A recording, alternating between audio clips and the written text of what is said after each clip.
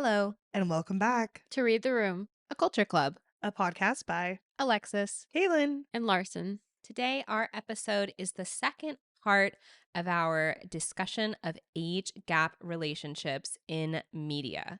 In the first episode, if you missed it, we went through the vast array of age gap relationship media just that was at the top of our mind. Yeah, so Yeah. you know what? After we recorded that too, I've been seeing more and more, Yeah. and Only more, thinking of more and more. Yeah. and more. We just scratched the surface. Mhm. And so now in the second part, we were hoping that we could actually get into the problematic themes that occur within these stories, the tropes and the real life sociological implications that can make age gap media really problematic.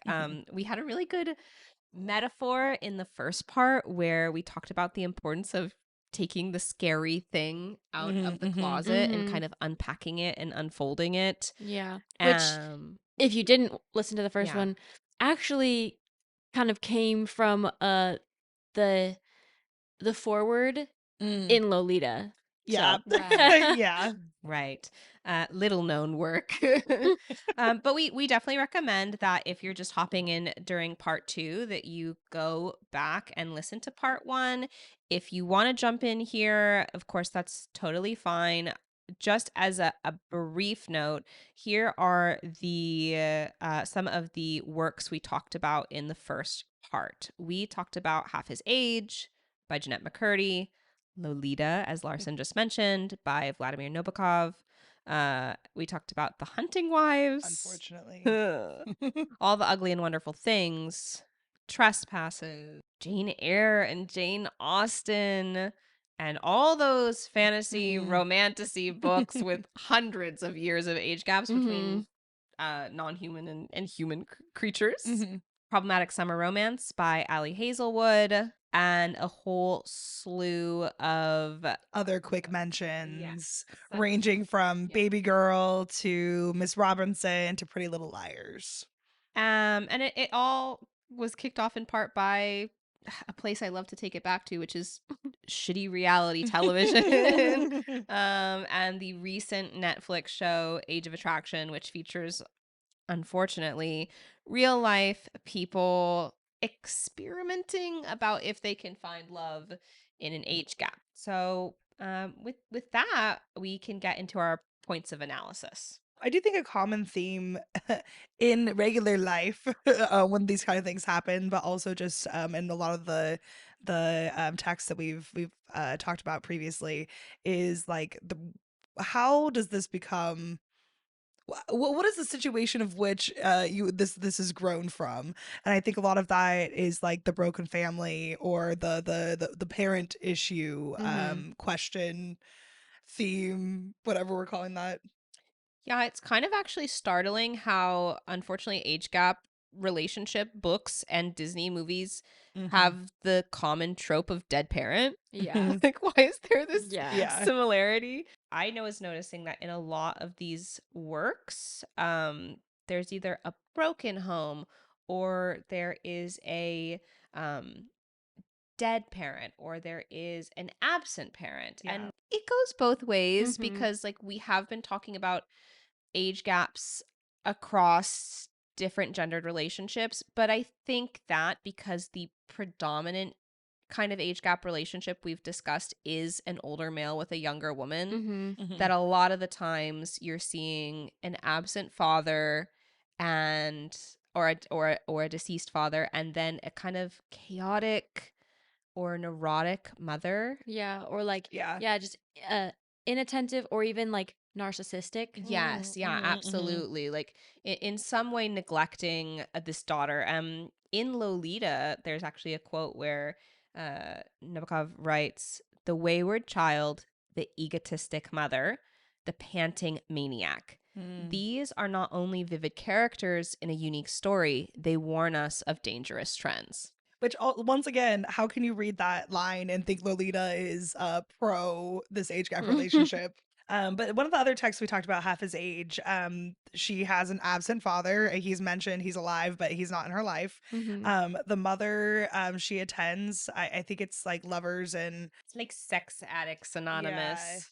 yeah, Sex and Love Anonymous, because she, I mean, the root of all of Waldo's problems are Mm-hmm. also the root of her mother's problems. Like it's a very interesting how. Kind of like thinking about how like if there is a theme or a trope of broken homes within age gap relationship media, how that can be cyclical. Mhm. Yeah. Yes, yeah. Well, while you were talking, it made me think of Pretty Little Liars, where the character who has this age gap relationship with her teacher, her family's not broken in the same way some of these others are, Mhm. but it's still dysfunctional, where she Yeah. finds her father having an affair with someone. And so the Yes. mother is kind of inattentive because she's worried about her job, she's worried about her own marriage, and then it is kind of that cycle of Well, it's like it doesn't it can run the spectrum of being like father is deceased, mother is unstable, to like the family is just not able to give this child the Mhm. attention that the child deserves. yeah, and Yeah. it's still showing you the example of that marriage relationship, whatever, is Mhm. dysfunctional in whatever Right. way. Yes. Yeah. Yeah. Yeah. Exactly. Like yeah, that's the cycle part of it, I guess, is that like Mhm. the child, the daughter is not able to see an example of a healthy Yeah. relationship. Yeah, they see the dysfunctional relationship of their parents and how Yeah. they're hurting each other, and then in addition to that, the Mhm. the other relationships those parents are having. Yeah, and I think the next part of that, which is the next part of our analysis really, is then that other figure Mhm. giving the attention that person needs where it's lacking from their parents. Mhm. So like in Pretty Little Liars, this teacher is giving her a lot of attention, telling her how wonderful she is. She's not really getting that at home as Yeah. much. Yeah. Yeah. Well, and back to half his age, a quote from that, was she's talking about her and her mother's relationship. Maybe it's me. Maybe I'm the problem. My mom called me hard to love when I was 7, and that phrase always stuck with me, even though she swore she didn't mean it 20 minutes later. Which, like, they have a very dysfunctional relationship. She has dysfunctional relationships, the mother does. Mhm. And I feel like that obviously the mother's also very immature and also has Waldo young. Um, but she's internalizing that so quickly. Yeah. And so then when she finds Yes, that somebody who's giving her love, attention, yeah. giving her love, Mhm. seemingly unconditionally. Yeah.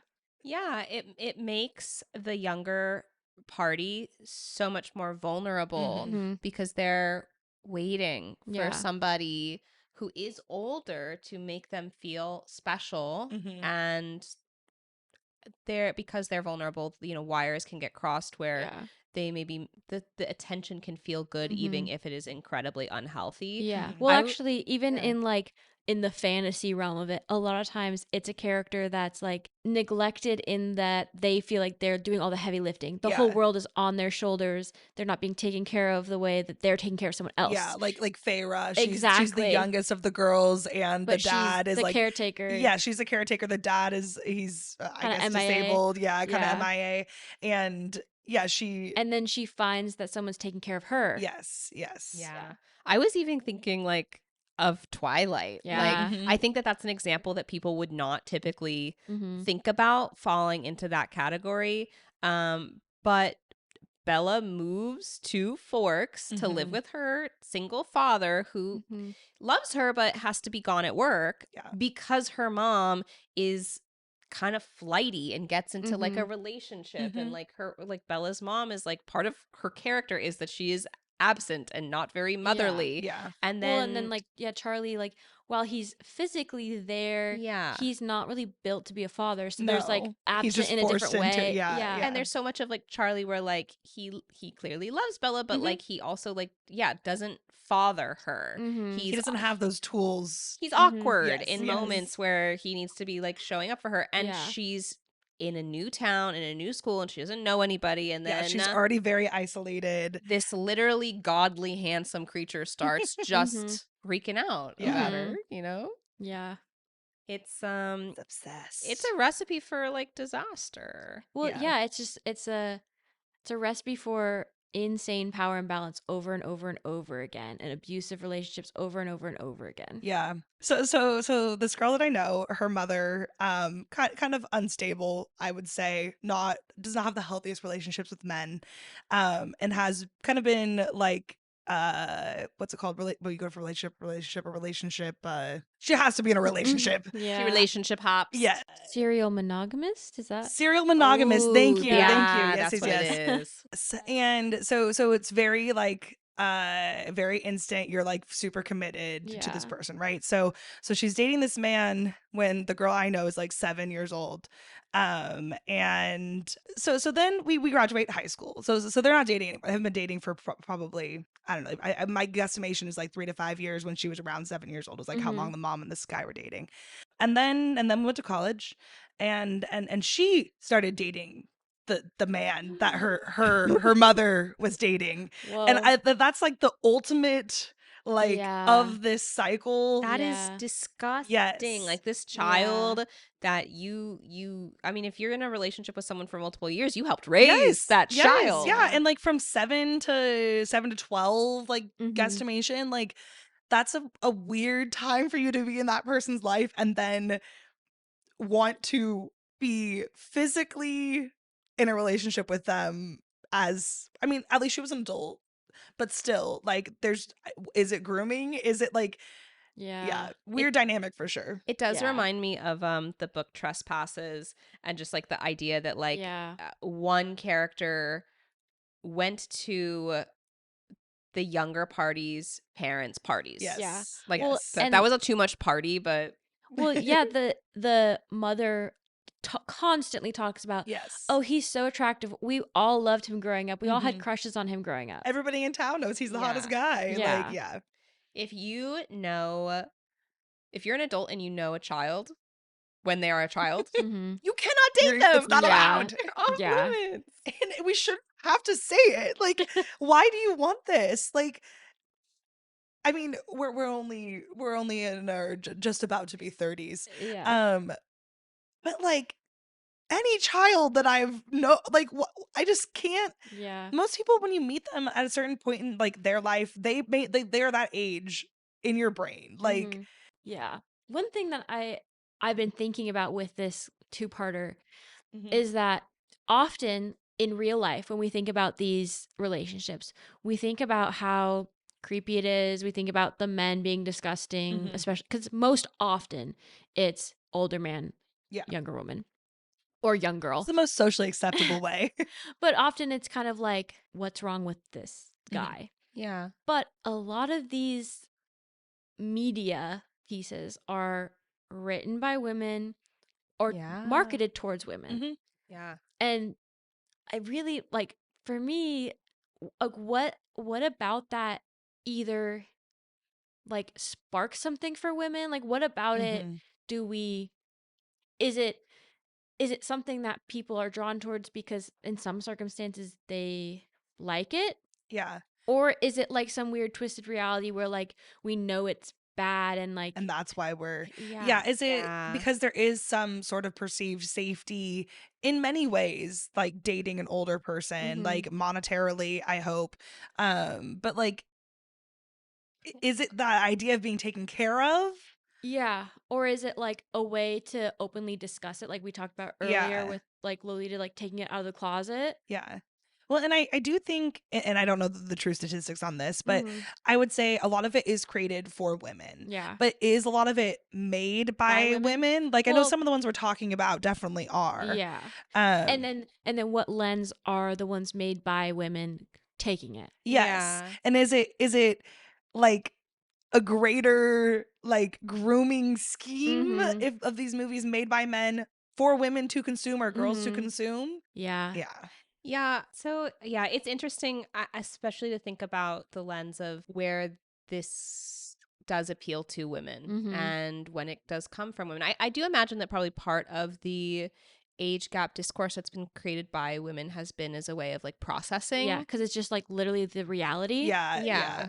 You know, like Jeanette McCurdy was very Mhm. earnest in her memoir Mhm. about the Abuse. multiple abusive relationships she had with older men when she was a young star, and then she chose to write her first fiction book centered on a similar relationship dynamic that doesn't feel accidental.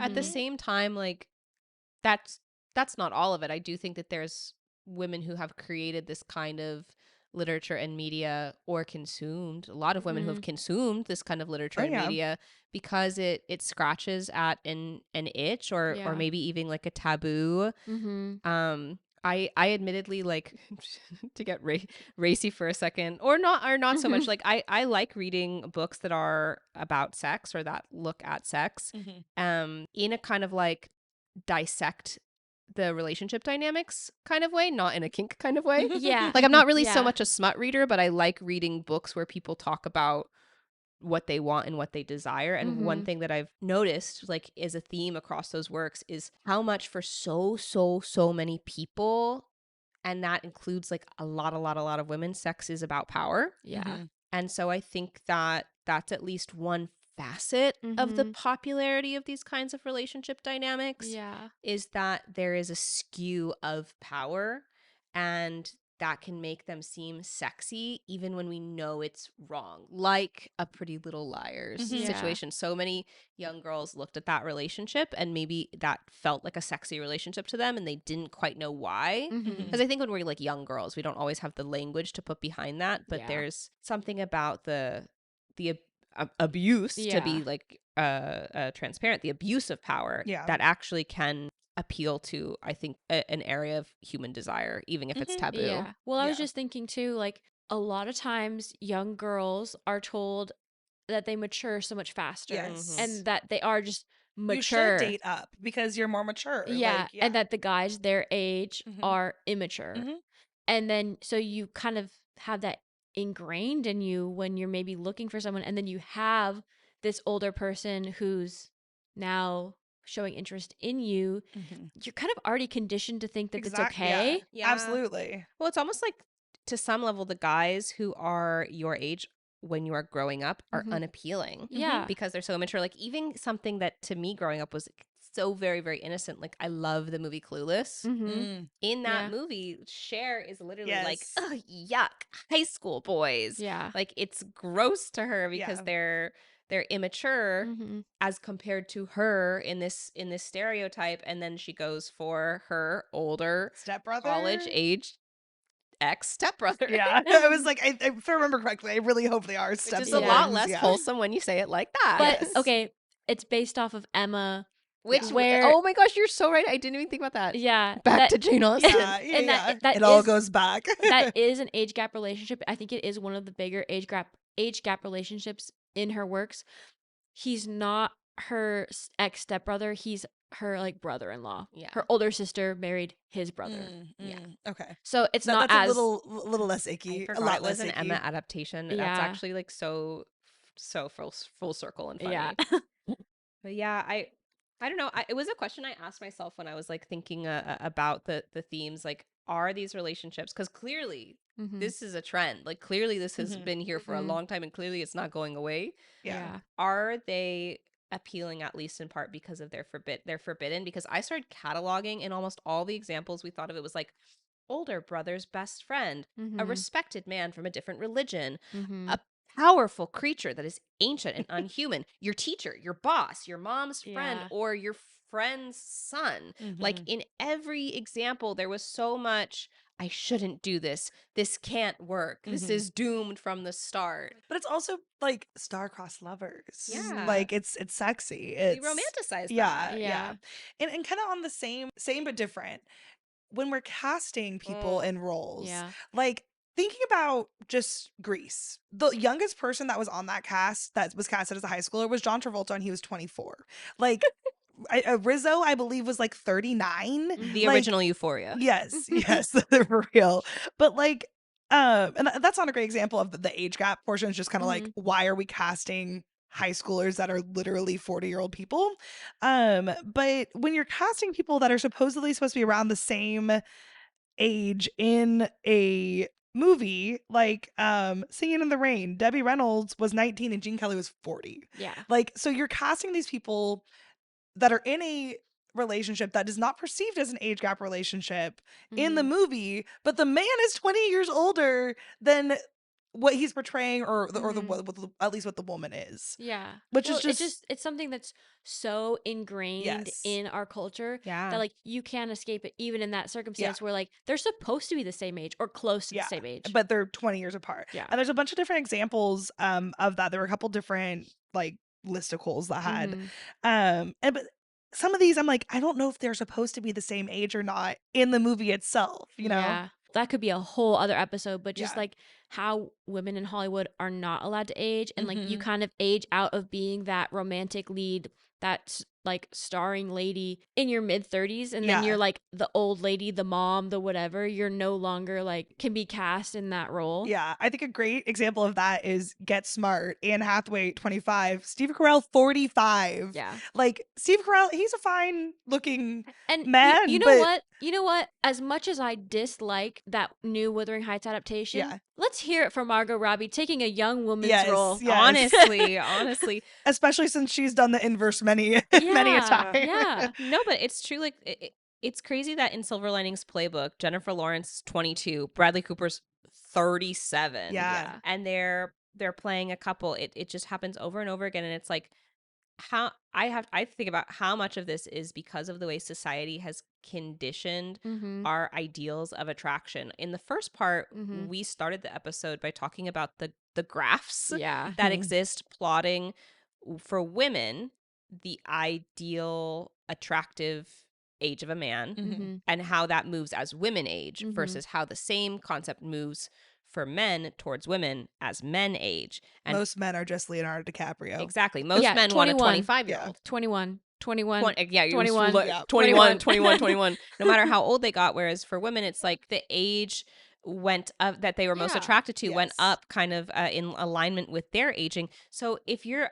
actually like a producer and you're Mhm. casting for your movie, or a director casting for your movie, and you want to appeal to a 45-year-old man, you have to cast a Mhm. 20-something-year-old woman. And if you want Mhm. to appeal to 35, 45, 25-year-old woman, you can cast a man who's 45 and still have decent odds Yeah. that they'll find the man attractive and appealing, Mhm. because women don't have one age that they're Yeah. going for in the general population Mhm. like of Mhm. women. But that's just so sad. Yeah. It's just so sad. Yeah, that double standard is horrendous in Hollywood of what women Yeah. can and can't do And like is it a double standard in Hollywood or is it in literally the just world. like yeah. Yeah.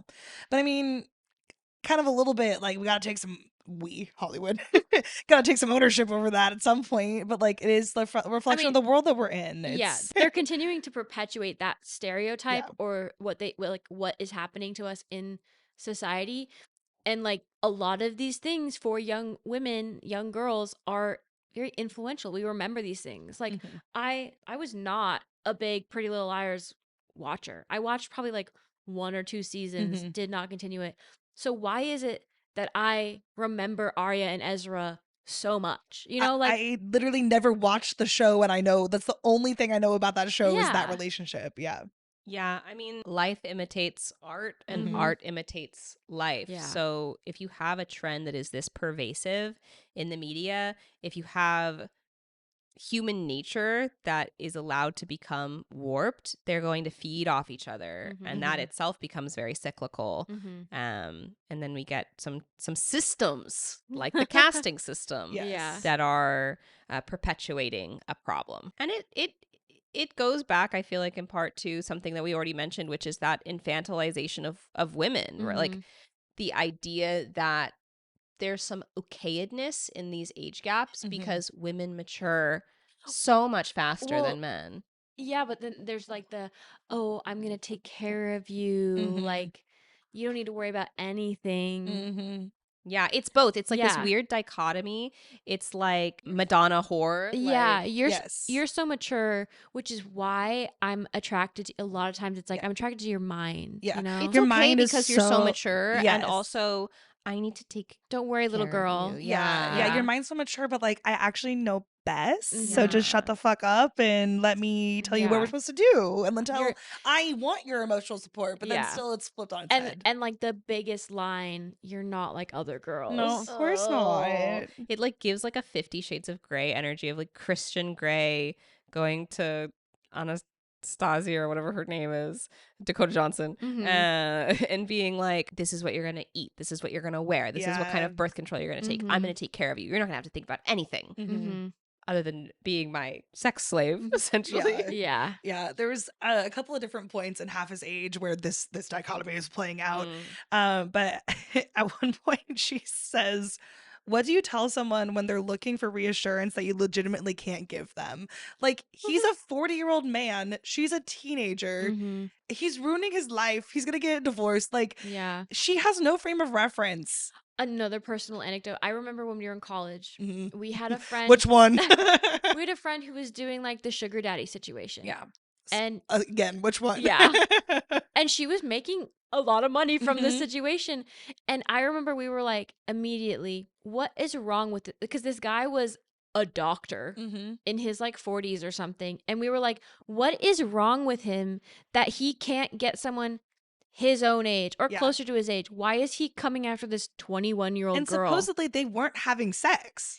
Yeah. They Like, were just having Yeah. dinner together, which Mhm. I think that's even weirder. Like It- a 1-for-1 like dinner Yeah. to sex to money ratio. That seems more straightforward. But Yeah. I actually like I too like have a totally separate personal anecdote just to prove how how Prolific. prolific it is of a friend who it wasn't necessarily directly like sugar babying, but That kind of situation. adjacent Yeah. in that she would go and have dinners with this like established New York professor, and she would just talk with him about his work, and they'd have dinner, and then he'd always pay her before she left, and it was like informal, but it's like he just wanted this emotional labor. And it's Yeah. interesting how even sometimes when you take sex out of it in these relationships, young women are doing the emotional labor for Yeah. Mhm. the older male counterparts. Mhm. Yeah.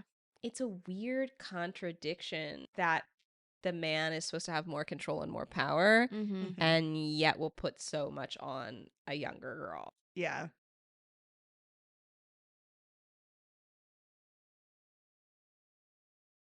Another quote from Half His Age.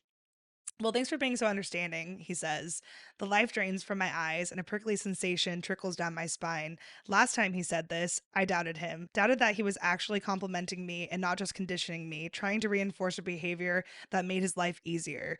This time, I'm sure of it." Yeah. And like, I think what that shows as well, and that's kind of the theme throughout Half His Age, is that Mhm. her body is actively being like, this is weird. We shouldn't be doing this. Mhm. Like the tickling or prickly sensation trickling down her spine. Like she knows, The body keeps a score. Yeah. yes, she knows that she should not be doing this emotional Well, labor for this old ass man. Yeah. Like, There's similar points to that in Trespasses. Like, she had yes. moments where she's like, I know this is like, she has these visceral reactions, Mhm. but like, But then he can't s- calls her. Yeah, can't seem to get out of it. Mhm. Yeah.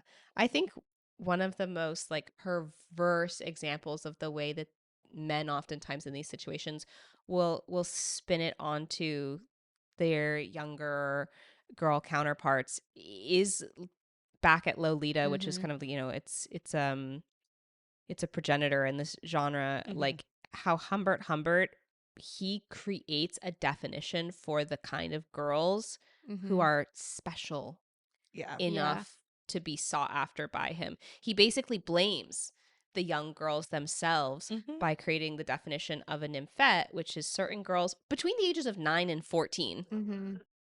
Mhm. And he's very specific. It's not all girls, Yeah. but it's these nymphets who are, by their nature, he says, not human, but nymphic. AKA, they're special girls, which makes them extra tempting, which makes it their fault that he desires them and wants to go after them. Mhm. I just feel like the Madonna whore complex at the heart of this, she will be there for me and do work for me and do emotional labor for me, and it's because she's so enticing and she's so tempting, but also she is a poor, fragile thing which Mhm. needs a strong figure, it's lose-lose for the girl and it's win-win for the man Mhm. Yeah. Yeah. in those kinds of relationships. Yeah. And then I don't know so much in the context of Lolita, just because that's just such a gross relationship. But like, Yeah, very perverse. oh, is a group of men, and you see this on like social media, that they actively are seeking out a less experienced or younger woman Yeah. to like manipulate them to be what they want to be. Like, I will teach you my taste, which is going to be your taste, kind of thing. Yeah. Like, get them early, get them before they've had too much sex, Mhm. because then they don't know what they want. They only know what you want. Like, That's so weird. yeah. Also, to take it back to trespasses, at one point after they've had sex multiple Yeah. times, Mhm. he's like, "Yeah, you weren't a virgin before me, were you?" And she's like, "No, actually, I wasn't." And he's just like, "That's a bummer. I thought I was gonna get to deflower you." Yeah. Like, Just a weird thing to say. yeah, a weird It's thing to all say. so fucking Period. weird. Yeah. But like, while you're having sex with it, like, Why is the idea that you are taking something from Mhm. someone yes, what is so appealing to you in the act of sex? yes. Yeah. Yeah, and actually, okay, on that, Yeah. because when I was younger, I felt like it was, I guess how it was perceived, I perceived it was not that they were necessarily taking your virginity, even though that is the The phrase that's phrase, used, yeah. but more of like, virgins are better because they're tighter. Mhm. That kind of, Or like fresh, clean, yes, like yes, Unused. Yeah. Take this flower and pass it around the room. Mhm. yeah, And yeah. after everyone's touched it, do you still want it? Is it still Yeah. beautiful? Oh, you Mhm. mean like the exercise we did in sex ed in middle school, where she gave us a piece of tape that we stuck to our arm and then didn't really tell us what was happening, and they was just like, stick it to as many people as you want or as many people as you don't want, and then every single time that tape sticks, it gets less sticky and less sticky, and that's a metaphor for having sex with different people. Your And stickiness is less. all of those metaphors and all those things aren't But directed I'm at men. a woman. Yeah. They're for the girl. Yes. And we wonder why society fetishizes Yeah. young girls. Yeah. Yeah. I think that that's a really good point to make, honestly, and one that I didn't really think of until we were like in the heat of it. The fact that purity culture Yeah. plays a big Yeah. part. Huge. Yeah. Yeah. You mean like the purity balls where you're like marrying your dad to protect your virginity? That's fucking Yeah. weird. Yeah. And the fact that that's like a pretty big cultural thing in certain yeah. areas. Yeah. I think that's almost exclusively an American thing, which sounds about right. Yeah. Not age gap relationships, but like I just read Heart the Lover, Mm-hmm. and in that one of her college boyfriends is religious. Mm. And anytime they do something, because he's like, I don't want to have sex. They do end up having sex at least once. Yeah. But anytime something happens, he blames her. Like he course. twists it on her. And she's like, I'm not even fucking religious. Like you're the one who You're the has one who has this mentality. Like, Like yeah. I'm not seducing you, whatever. If you want to have sex, let's have sex. If you don't, okay. But like don't, when you relapse or whatever you want to call it, why is it my fault? Yeah. Well, anyway. You can see why we needed two parts. Yeah, honestly, we had to take a little break in between for our sanity. Yeah. But it is important. It's Mhm. important to understand the danger that lies in so many of these. Well, that's the Yeah. thing, is because in this marketing, a lot of the times it's the romanticization of it. Yeah. So it kind of covers the danger. Yes. Right.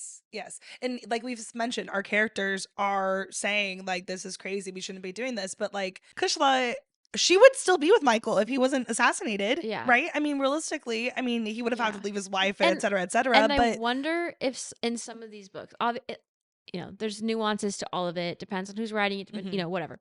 But I wonder if some of these are only putting in the hesitation, the I know this is wrong, Mhm. because it's wrong, and they need to like just touch that base and then move on. Yeah. Yeah, they're hedging. Because in Yeah. Lolita, Humbert says multiple times how wrong it is. Doesn't matter. It doesn't stop him. Yeah. Yeah. No. Yeah. Something else that's interesting, other than just the age disparity and how that affects the power of the relationships and just Mm. life experience, is that a lot of these are like an additional position of abusive power. Yeah. Like a teacher, a boss. I mean, even like a coworker could be that you don't have Yeah. as much of like a direct Yeah. power shift, but or a parental figure. Like, Or even just someone who is like higher in society than you. someone that has quote unquote More authority yeah. More over you. established. Yeah. Yeah. In Half His Age, it's her teacher. Mhm. In Lolita, it's her mother's tenant. In Jane Eyre, it's her boss. In Hunting Wives and MILF Manor and Trespasses, it's all friends of parents. Mhm. Mm-hmm. And in all the freaking fantasy books, it's Yeah. this like super, super powerful being. Yeah, it's never like the lowly bard at the pub that she Yeah. walks into. It is somehow she has met the most The most powerful powerful- fairy, werewolf, whatever, Mhm. in the realm that she's never been in and she just Mhm. stumbled into. And in fact, sometimes multiple of the most powerful Yeah. men. Yeah. I mean, I think that like people have created basically every kind of story that like could ever exist. I think that there's endless material out there. And yet, I've never seen a story where a 25-year-old woman with a power career who works in a high rise Mhm. gets into a relationship with a 50-year-old store clerk. I feel like every single one of the fantasy books. She's 18. She's 8. Yeah, she's 18. She might be 21 at some point. Like, If it's young adult, she's 16. yeah, they're never 30. They're because I mean they're undesirable at that point, right? Because Yeah. they're older than 24. But you'd think a 300-year-old fairy would be okay with that. Like, Yeah. what the Well, fuck she's are we talking undesirable about? because her frontal lobe is developed. Yeah. Yeah. And like She can think for herself. Oh my gosh, it's all about breeding too. So she doesn't have as Yes. many years left. Yeah, even like I mean George R. Martin, right? Game of Thrones, some of the most dominant fantasy fiction written in the last couple of decades has a character like Daenerys who is literally 12 when the book series starts Yeah. Yeah. and married off and Yeah, had to be married off. aged It up for is the show. actively fucked after being married off. Not just like she's in the wings as like the next wife to Mm-hmm. go. No. Yeah, treated like cattle. Yeah, and I think that that abusive power dynamic just helps to prove the point that even if the relationships that we're seeing are between two consenting adults, they are more than not emotionally abusive. They are Yeah. more than not unhealthy. Mhm. This this quote is from Half His Age, so obviously that's not two consenting adults. That's Yeah, a student and a a teacher. child. Yeah. But I think it encapsulates a lot. You know, it's I know my job, my role to make him feel good, to be his escape, to take him out of the pressures of his life, which includes not putting any pressures on him to be a bigger part of mine. Well, and I think that part of the sexiness, I think we talked about this a little bit in the first one, but part of the sexiness is the secrecy of these interactions as well. Yeah. Specifically the ones that are more taboo because of the power dynamic. Yeah, no, I was thinking about secrecy even when we kind of started coming up with the concept for this episode and why that is such a prominent part of these relationships. Honestly, regardless of again whether or not it's directly and blatantly abusive because it's an adult and a child, or whether it's two consenting adults, it seemed like secrecy was such a pivotal aspect of the relationship, regardless of the specific ages of the characters. And when I started thinking about Age of Attraction, the Netflix show, like that kind of helped me unpack that a bit, because I think secrecy is so important regardless of the direct ages, because there is going to be a stigma cast by outsiders. It's almost like these relationships can only happen. I mean, yes, they can only happen because they're secret, but like they can only happen in the vacuum of that secrecy. They are like As soon as you defined, bring yeah. other people into that equation, the relationship is starts to disintegrate because real life is putting those pressures on Yeah. on it. And I think that we were talking about one of the Age of Attraction couples. Yeah, I mean, one of my favorite examples is okay, so in Age of Attraction, that is between consenting adults, but that doesn't necessarily make it acceptable to a wide audience. Halfway through an Age of Attraction, they are forced by the show, all the couples, to meet each other's families as a stressor test. Who I would consider the front runners of the show, like the fan favorites. The producers set you up to root for them. John, 27. Teresa, 54. So already, like, it's helping them a bit that it's a woman, I think, and a man. Yeah, yeah. Because it doesn't have as much. It makes it more palatable. Slightly more Yeah. palatable, yeah. Well, when they had to do that stressor test, Teresa would not let John tell her family or his their ages. Despite the fact that when you look at them, you can see an age gap, because she was so concerned that if the first thing that they said was the ages, there would be no chance of them actually getting to know each other's families as just people. And they actually, at the end of the show, John and Teresa continued to date outside of the experiment. They said for like 6 months, like they really gave it a shot, even with the cameras off. But Teresa said that ultimately she had to end the relationship because she couldn't handle the looks she got on the street from people. Yeah. Mm-hmm. And I think that that's really interesting because the couples that are still together Mm-hmm. post show, because there's like two couples that are still together, they are the ones that I personally think have the least amount of shame, the least capacity for embarrassment. Yeah. So it's almost Well, like, Well, I would just yeah, like with that, like women are conditioned to pick up on all those things Mhm. a yeah, lot of times because that's the norm with a guy. Yeah. yeah, Like it's more of like a, oh yeah, you're getting nods down the street, like Yes. pat in the back. How did you yeah. swing that? But women, it's like, No, that's actually such a good point because like he seemed, whenever it would get brought up, he seemed so unbothered. Like he Mhm. literally would be like, "Why can't we tell them our ages? Like I Yeah. don't yeah, I want to face it head on." Like he literally would be like, "I'm not ashamed to be with Yeah. you. I'm not embarrassed." But it's like, "No, but you're not the one who's being looked Yeah. at mm-hmm. Women critically." have a different social currency than men. yeah, And that's I mean that's that's the crux of it, right? Like it's cared more of, like we care more what people think, but in a different way. Like men, I don't feel like have as much. It's more about the career. It's more about how much money they're making versus like women. It's more of the social portion of that we're like Yeah. yeah. we're graded by society, I guess. Do you think honestly, like we've talked so much about older man, Mm-hmm. Mhm. younger woman, do we think that this works both ways? The themes that we've talked Yeah. about, the problems that we've Mm-hmm. established. What Yeah. about when it's Yeah. an older woman? I think it certainly can. Yeah. It kind of depends on the ages, the parameters, and Mhm. everything. Like, is it a position of power? Is it not? Yeah. I think it really can. It's just not seen Yeah. as often. Yeah, I think it absolutely is still a problem and it's Yeah. still abuse. Yeah. But like Alexis was saying, it's a pat on the back when it's a younger man, a Mm-hmm. younger boy, like even an underage child and an adult woman. It's still like, how'd you swing that one? Like it's celebrated, not it's not as gross, I guess, as it's perceived, even though it's far less common. Yeah. When I was talking about that before, I Yeah. meant that like when an older man and a younger woman is Mhm. walking down the street, guys are normally, because it's so conditioned, that's a Mm, lot what they want. They're not thinking about what people are Yeah. looking at them, right. but also that's the norm. People are being like, good job. Yeah. But like when it's gender swapped, Yeah. women are getting that. Yeah. Not necessarily that the younger guy, Heard. which can be Yeah. too true. Yeah. Yeah. Yeah. Yeah. Yeah, it's true.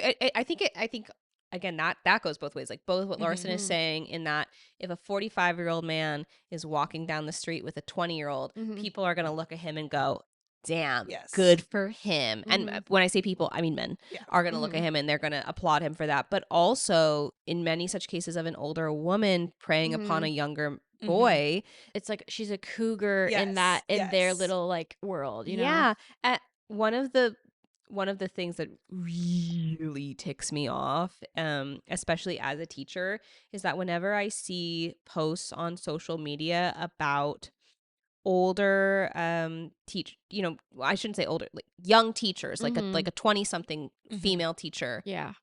having been criminally charged or found Yeah. to have had a Yeah. relationship with a underage male student, Yeah. I'll click on the comment section without fail. I'll click on the comment section even though I know I shouldn't, and I will see so many joke after joke after joke that is, oh, he must be so hurt from all the high fives he's receiving down the hallways. Yeah. Yeah. Yeah. And it's like so much refusal to see Mhm. boys as Yeah. victims. Because Well, it's that same family dynamic that we talked yeah. about at the beginning of this episode can be true for young boys too. Yeah. Oh, absolutely. Well, and kind of what Yeah. I'm hearing is in either side of this relationship, whether it's Mhm. the man or the woman who's older, it's still the woman who is getting shit on and the guy who is getting props on Mhm. either side, right? Yeah. Like I think that even men who are seeking out younger women, when they see an older man with a younger woman, they I mean, obviously they don't have respect for that young lady because that's just their mindset already. But Yeah. it is like, oh, she's a whore, like she's a young like, but that guy is like big, powerful guy for like attracting this woman, and Mhm. vice versa. Like you're saying, like Or she's like maybe a gold digger or yes, something like yes. There's that. something either she's trying to get something out of this that's devious or like going to not benefit the man, I guess. But Yeah. like he's like, like he's taking care of her, like kind of thing. And I think once the inverse, it's Yeah. still very similar in like Well, like one that I think is huge for our age group Mhm. is Aaron Taylor Johnson. That's a hill I will die on. Well, and that's the thing is like, how many age gap relationships have we seen through the years of an older actor and a younger actress or whatever it is, yeah. Pretty much nobody is ever like, oh my God, she needs to escape. She needs to get out of it. Like, yeah, maybe in small discussions, we're like, that is weird. That's creepy. But hardly ever is it phrased in the like, get out, get Yeah. out, get out. With Aaron Taylor Johnson from the very beginning, people have been like, get that grandma away from him. And like, yeah, Interesting. that relationship, huge age gap, Mhm. Yeah. potentially grooming involved, not Mhm. good. But the way society looks at it is different. People rarely see the female in this exact like relationship as a victim. Everyone's thinking of him as a victim. And he is, but why is that not equal between the gender swaps? I think that the reason why there is a slight bit more societal acceptance for young boys being in relationships with older women in that, like, if they have a relationship, like, society sees it as a sexual relationship and doesn't seem to mind it, even if it is something like a boss with their 18-year-old star or a teacher with her student. It's because we just want to vilify women. Yeah. Like, Yeah. society just wants to vilify women. Like, the critique is not of the relationship, the critique is of Of her. women. Yeah. Yeah. Is of her. Yeah, I it just really makes my skin It crawl. grinds my gears. It really grinds my gears. Well, it makes my skin crawl to think about this double-edged sword of, one, trivializing actual victimhood of young boys, because young boys who are coerced or who engage in sexual relationships with adults are still victims. They are just as much victims of abuse, manipulation, of power dynamics as young girls. But the other and sometimes sharper edge of that sword, right, that vilification of women and the fact that, well, society has made damn sure that the prevalent narrative is one of a younger girl and an older man. It all creates such an ickiness that I do think I probably feel even more acutely because I personally am in the role of a teacher. It is not beyond me that so many of the examples that we have given start with a teacher and a student.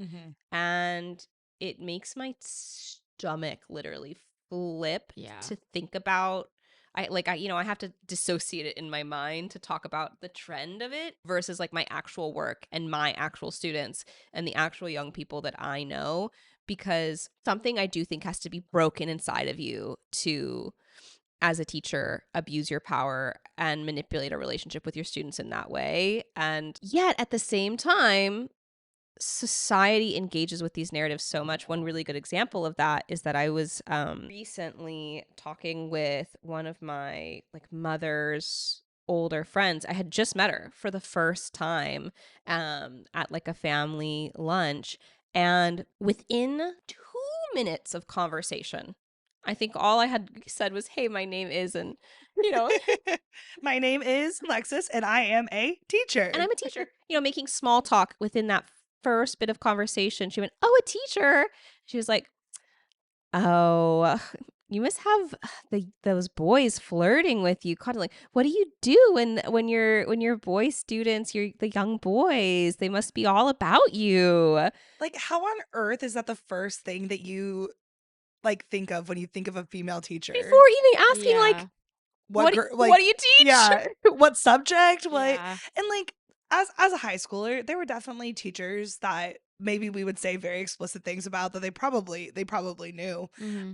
But those teachers, they didn't act on it. Like, I think that's Yeah. probably like a core. That's like the Hippocratic oath of teaching is don't fuck your students. Like, I try Well- actively not to think about it. Like in the past 4 years of teaching, one time a female student said to me, and it was a female student who had graduated. She'd graduated. It had been years since I had taught her in her class. She made like a throwaway comment that was like, "Oh yeah, all the boys in our grade, they made said comments about you, and I wanted to vomit, and I was like, okay, never tell me anything more. Yeah. Like, and Mhm. that is the one time. So the fact that for this person it felt so normal Mhm. to be like, oh, how do you do that? This must happen all the time. Like, it was creepy. Yeah. It For was that really Yeah. the first creepy. thing for you to think of is Yeah. insane. In my daily interactions with my students, there's not a hint of anything untoward because I have boundaries with my students, because my students know that they could never say anything to me directly. And also, maybe if a student ever did look for extra attention, I probably didn't even notice because I wouldn't engage with that in Yeah. that way. But if you're somebody who wants to take advantage of people, then I suppose you'll find a way. And that's how we get the Haley Becks of the world. Yeah. Absolutely. I think that these age gap relationships are so often born just out of abusers, Yeah. right? Like Yeah. that's just blatantly abuse to me. Like, if you meet someone when they're so young. Hey, but you know what also that I want to say? Have you guys met an 18-year-old? Yeah. I spend a Mhm. lot of time with teenagers. Have you met one of them? Yeah. Yeah. Why would you Well, want to spend more 20 time with that person? It's a 29-year-old. What the fuck? Yeah. You know? No, And well, that's what I meant when like talking about our friend who was doing the sugar daddy thing. I'm Yeah. like, in what world is a 40-something-year-old successful doctor who's around peers all the time? Yes. What does he have in common with a 21-year-old girl? Like, Yeah. what in what world? I don't even know if she was 21 when that originally started. So you're not even legal drinking age. Yeah. So when you go to these dinners with this man, Yeah, as much as people say women mature, young girls mature so much faster, that's still a very immature 18, 19, 20, 21 year old. Like, can you imagine having, especially now, like with all the brain rot that's happening, like you don't have the same lingo. How can you communicate with anyone that Yeah. young? I have seniors who I don't teach. I teach sophomores and juniors, but I have seniors who come and eat lunch in Mm-hmm. my classroom every day. That's like their lunchtime space, which is fine. I'm happy to give that to them. But they are now at this point in the school year, because it's spring, they are 18 years old. And there are some days where I literally, in case they find this, they're so wonderful. But there are some days where I literally am like, I can't wait for the lunch bell to ring. I'm so overstimulated. Like, they're goofy and they're silly and they're still kids. Yeah. Yeah. They're still kids. That's the Yes. thing. Why would you, as a full grown adult, in these cases, more than 20 years older than these kids, why would you want to hang out with them all the time? Yeah. Like, not just like because of work, because of whatever. Like, Yeah. you want your relationship. You want to talk about your serious things in life with this young child. And then reversed, why does this young person want to have that relationship with someone so much older? Because yeah, maybe there's this protection, there's this comfort, this love that they aren't receiving somewhere else, but like you can't be yourself realistically with that person. Yeah. Well, it's like you're saying, like with work, right? Yeah. Like there's the TikTok trend that it's like me and somebody's dad like Yeah. gabbing at lunch, or me and someone's dad like Yeah. building a house. Like you have something in common. Like I've met people I would never associate with probably outside of my job, and then grow to love them or whatever, but like you would never meet them without that common ground. Yeah. If you didn't have that, then there's no place to build that relationship. And like jobs and school like throw you into that. Like you have class friends or whatever. But like one I just thought of, another Easy A, the counselor with the student. Yeah. And like I think just on that common groundness, like it's somebody who you think you're giving all your feelings to, all your problems in the world. She's maybe relating to them because of her job, her training and counseling. Yeah. But yeah, like I think it's really hard for me to get into the mind of a predator like that. Yeah. But I would think that they use their positions of power and that whatever common ground they can come up with to lure their victim in, and their victim, especially when it's like a teenager, Yeah.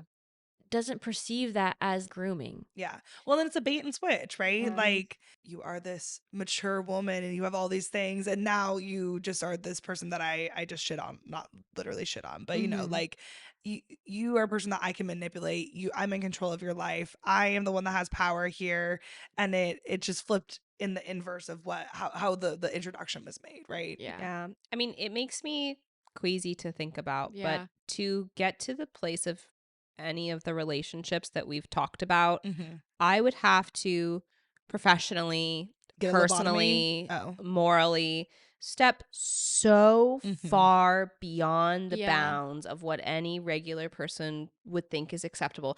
I would have to ignore so many explicit and implicit Mm-hmm. Mhm. boundaries. I would have to steamroll right on ahead so many warning signs and red flags. Like I truly don't know how people get there, and yet Mm-hmm. they do. Yeah, and I already kind of dropped her name, but I feel like just Yeah. Yeah. for Please do. recency bias Yes. of it all, like I'm sure many people have seen the TikTok drama slash social media news actively unfolding with Haley Beck, who Mm-hmm. is the sister of uh, actor influencer It is another TikTok. Noah Beck. Yeah, Is yeah, yeah, a yeah. influencer and is her brother. Yeah. Well, And she was like featured, like she has light TikTok stardom from being she in was the in some of periphery his of videos. him. Yeah. She was sleeping with a student, and that same student was victimized and pursued by another teacher at the Mm-hmm. school, two What the heck? teachers. Yeah. And Kaylin, I know you found some specific stuff. I mean, do you want to like get into how Yeah. I don't know why I'm bringing off of your computer. fucked up it was? I somehow luckily Have avoided have this. avoided all of this. Yeah, honestly, I don't know how I got, because I had seen this prior to doing research for this Mhm. episode. Maybe just a random, but like only one or two things. But Mhm. there's a lot of discourse around this because there has been an investigation that's happened. So we have text messages and that kind of stuff. Haley refers to herself in text messages as a sugar mama and equates her relationship with the minor as prostitution, which is an interesting way of like flipping that Yeah. on its head. But like sending him money, letting him miss class, padding grades, and other students knowing what's going on the entire time. Yeah. Well, that's another thing I've always wondered in these kind of cases is like people have got to know. Yeah. Students have got to know. Yeah, and I think that I feel like a lot of times in these situations, it's like we talked about earlier, it's somebody who's a little bit isolated. It seems like this student is like well loved at the school, which is just an interesting layer Yeah. to that. But like, of course, everybody knows what's going on. Like, it's not the kid who's super quiet and reserved and doesn't have a social system. I'm sure has other issues and is being victimized, but it's a much different situation that I feel like this traditionally happens in. The fact that everybody knows what's going on. Students were showing other students videos of them together, and that was in like quotes of being together. I don't know if that means there's videos of them having sex that people are showing, or if it's just like them having interactions, like Yeah. hugging or whatever. But like the fact that People were talking, people knew. yes. And neither of the teachers thus far have been charged because there's quote unquote a lack of evidence. Mm-hmm.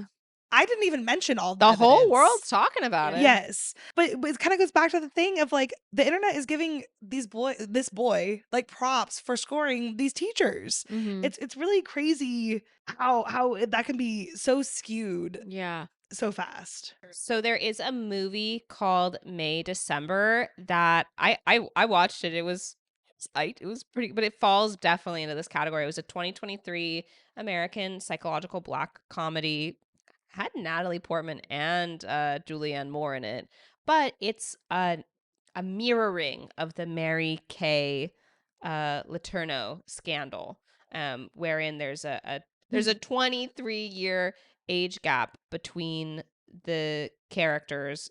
The woman got with the boy character when she was 36 and he was 13. Ew. Thrice his age. You know, the original question that spurred this little section. Yeah, it can, all of these things can happen both ways. So much of it really goes back to that power dynamic. And there's so much psychological work that goes into it. Like with some of these cases where they, even after their abuser goes to prison, they still end up Yeah. with them. Yeah, they have like Stockholm syndrome. Yeah. Their family's not looking out for them. Society's not looking out for them. Mm-hmm. And I think that that's like at the heart of a lot of this conversation is the way that society is not looking out for young people Mm-hmm. when we romanticize these relationships. Yeah. I know. And just that, like, everybody wants to feel loved. Oh, absolutely. Yeah, and this is why Everyone wants to therapy feel is really special. important for Yeah, everybody. You want to feel special. You want to be Yeah. loved. And, like, I think that's kind of an underlying theme in all of our examples, whether they're Insidious or Passed Off as just like a romance novel. It's that desire to feel loved and cared for and special.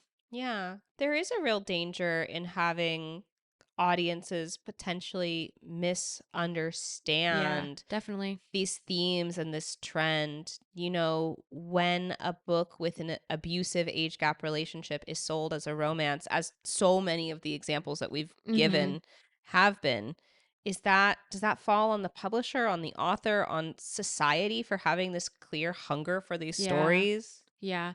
And honestly, I think that I would love to do a spin-off episode just on the category of dark romance, Yeah. because I think so many of these things toe the line. Yeah. Right. And Can we still call abusive relationships romances? yeah. And Yeah. so many people do. Yeah. And I think that there's so much harm in that, especially when we're not really like analyzing these texts or these movies or whatever. And it just totally perpetuates this Yeah. this whole societal problem. Yeah. Well, and, like, abuse does mean a lot of different things to a lot of Mhm. different people, cultures, religions, whatever. But I think that pretty much across the board, these types of relationships are not good. Yeah. Like, Yeah. I don't think that there's a lot of justification. I personally don't think there should be any justification. But like cross culturally, yes, it's a thing, but it is still taboo. Like it is a huge prolific issue that we live with, but it is taboo. Like there's a Yeah. reason we're having this conversation. I think that ultimately the reason why this topic was like worth talking about for so long, for 2 episodes, was because one, it is a prolific thing within literature and media. It's a prolific trend within society. Yeah. And it's one that honestly often goes under the radar. Like we were talking about how like now that we've started talking about it more, You see it. we're seeing it Yeah. everywhere. Everywhere. And you don't even clock it until you're like, wait, yeah, that's age gap. Yes. Yeah. Yeah. And the line in these relationships between consensual and abusive is so, so, so razor thin. And stories that get told from the perspective, especially of the abusers, without nuance can lead readers down really dangerous paths, like victim blaming and perpetuating the patriarchal systems that have fed into this cycle in the first place. So you got to see in life where the art is showing up, and you got to see in art where the life is showing up. Yeah. And you got to critique things. You got to analyze it. Like, what is it trying to tell you? Yes. And the patriarchy affects us all. It does always come back. It always comes back. I also think we could modify that statement to the patriarchy negatively affects us all. Yeah. The patriarchy hurts us all. Yes. Yeah. There we go. There we go. But I'm sure that speaking of, if you look, it's everywhere. If you take it out of the closet and unfold it, you'll find it's much bigger than you thought. Yeah. If you have age gap books, stories, movies, TV shows, things that we missed, we know that they're out there. Please comment them. And I would say, actually, please don't leave a comment. we don't want to think about it anymore. No, but like be in the conversation because this is it's an important one. Yeah. And Well, your immortal being still counts. Yeah. Still counts. I was like, we're immortal being. Okay. Yes. Yeah. I mean, No, absolutely. Yeah. And actually, I think putting it in the comments, it is just drawing more light to it. Like we're saying, once you have the red car, you realize the red cars are everywhere. Like you're going to start seeing it more and more and more. And I think that is part of the due diligence that we have to have after having this conversation is like continue to see it, continue to talk about it. Yeah. Like we said, take it out of the closet, discuss it. It does more harm to say, oh, that's bad, put it away. Mhm. Yeah. Oh, that's bad. Let's not talk about it. Yeah. We're not trying to take your dark romance, thriller, killer, lover story away from you. We just Larsen want might you be. to think about it. Larsen might be. Just think about it. Yeah, just think about it and ask yourself, is this doing more harm than good? Mhm. What's the context here? How did the author want it written? How the publisher publish it? You know? Yeah. Don't just consume your dessert Mhm. and walk away. Yeah. It's icky to talk about and think about. It's not our most uplifting episode topic, but that's precisely why Mhm. we want to look at it. And Mhm. I actually do think that, like, after recording this second part, there is some of me that does feel lighter Mhm. because I feel like there's a lot as women that we carry watching society vilify us, victimize us, Mhm. and carry like silently, and to take a second to just like air it out and like Mm-hmm. kind of interrogate something that we all see and we all know is happening. I don't know. It's sometimes we carry the weight of the world all alone and it's very heavy, but when you get a chance to say it with others, it feels slightly lighter. So if there's any like little silver lining, let it be in that by being in this conversation with us. Maybe you two can lighten the load that you've been silently carrying, because yeah, it's all around. Thank you so much for listening. We hope you'll keep reading the room with us. So keep checking back for more episodes every Monday and Thursday that dive into the spaces where literature, media, and culture meet. Please reach out to us at readtheroom@cultureclub@gmail.com for feedback and topic suggestions. Follow us on Instagram and TikTok at readtheroom_culture club for the most up-to-date podcast information. If you enjoy our podcast, please leave us a 5-star review wherever you listen. And remember to take up space in whatever room you're in. Thanks.